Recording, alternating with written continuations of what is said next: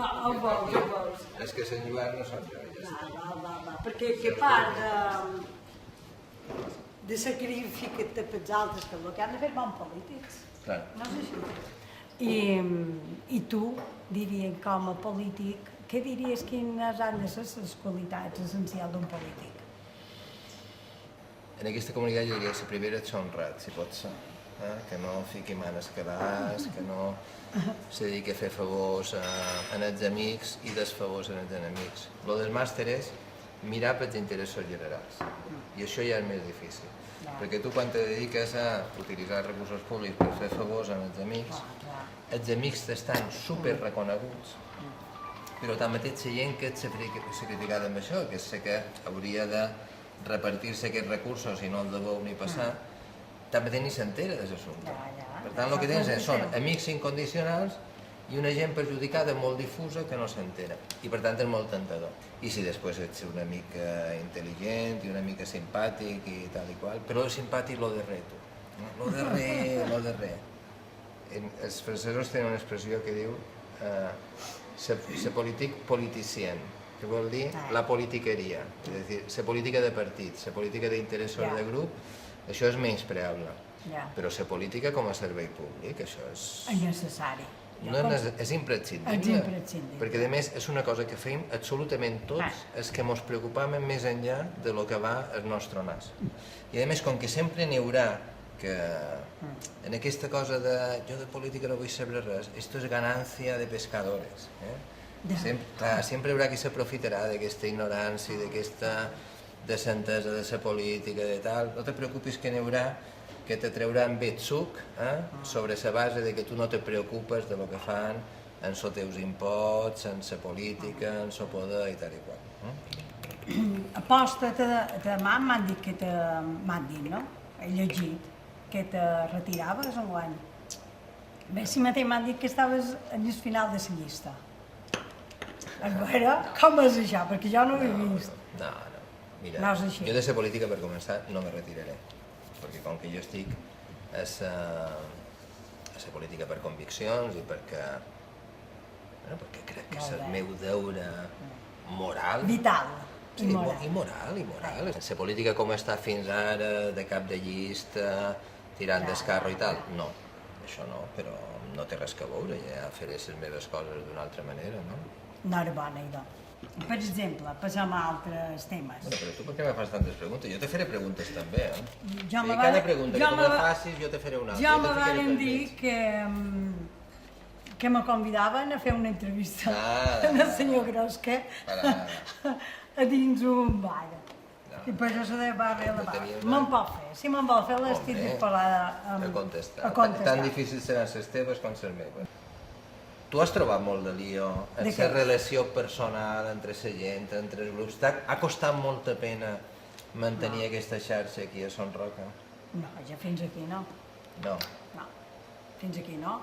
Tal volta sigui, no ho sé, que hem duit un pot de sort, o que és que mos han juntat en el sabut més o manco. Quantes entitats hi ha que més o manco col·laboren d'una o altra manera en la xarxa aquesta? Mira, jo el club de la tercera edat, després una associació de veïnats, un moment n'hi ha hagut una sí i una no.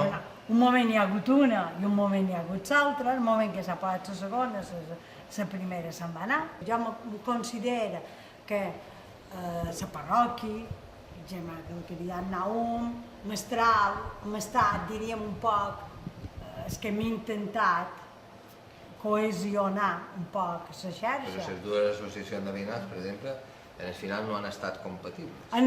Exacte, però no ho han lograt, per tant, és una mena, no dic fracàs, perquè jo no me sent fracassada, ni molt manco amb això. Inconvenient, que diria un polític. Sí, no sé què li diríem. Tu què penses damunt la violència de gènere? Perquè jo, violència de gènere, terrorisme misògin. Què en dius d'això? No, per qué te digo eso? Es una pregunta tan elemental que me suena que tiene truco, porque... No, es simplemente... Hombre, ¿qué te voy a decir? Que me parece mal, por lo tanto, después de esto, ¿qué viene? Això és que no, però ara te diré el que passa davant d'això. Tornant dur, hem començat l'any i tornant dur dins Espanya, 10, no sé si són 10 o 12 ja, perquè aquesta setmana passada n'hi va haver 2 o 3 mesos, l'anterior també, jo ja he perdut el compte. I resulta que, amb tot el meu respecte o en contra, hi ha un mort de terrorisme i s'aixeca tothom.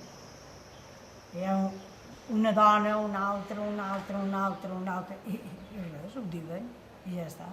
Jo crec que convida a una reflexió. Hi ha una base per això que és molt elemental, que és, lògicament, que hi ha un pozo de masclisme brutal en aquesta societat, és a dir, que vosaltres sempre heu jugat un paper secundari.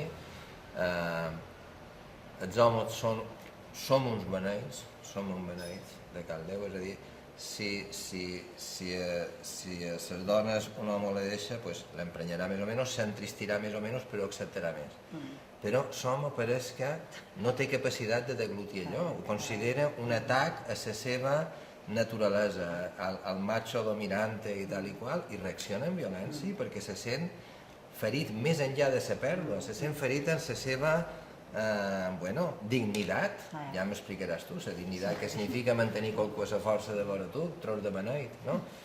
Però després hi ha un tema que és de violència general en les relacions personals, i això afecta moltes coses. Estem en una societat que ens hem de qüestionar com punyetes ens estem muntant. Hi ha encara molta repressió i molt mal rotllo, molt mal rotllo. En fi, tu arreglaràs en això, confi, no? No. La teva missió en la vida és arreglar aquests mal rotllos en general. Sí, però tornem a anar al mateix. Si no tenim un ni un, jo tot sol no fem res. Nosaltres això el que volia dir, des d'aquí on estem, el que nosaltres anem. És un tema de valors. Exacte, és un tema de valors. És un tema de valors total. Els valors a dins l'escola. Pesar que jo no som partidari de que els valors únic i exclusivament han de ser dins l'educació de l'escola. Els valors han d'estar dins la societat. I clar, la societat... La família, l'empresa, l'escola, de totes bandes. I clar, sí.